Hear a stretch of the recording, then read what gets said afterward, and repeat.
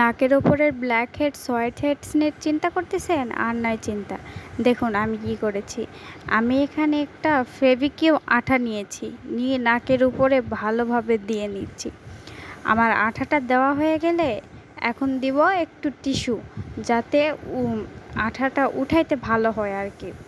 তো টিস্যু দেওয়ার পর আমি এখানে 20 থেকে 25 মিনিট পর্যন্ত শুকিয়ে নিচ্ছি। ভালোভাবে শুকিয়ে নিয়ে তারপর দেখুন আমি আস্তে আস্তে উঠাচ্ছি।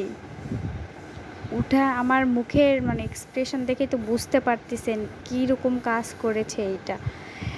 আমার নাকে যতগুলো ব্ল্যাক হেডস হোয়াইট হেডস আসছিল সবগুলো উঠিয়ে গেছে। তো আপনারাও কিন্তু এটা ট্রাই করতে পারেন। এটা মানে খুবই ভালো একটা আইডিয়া ব্ল্যাক হেডস দূর করার।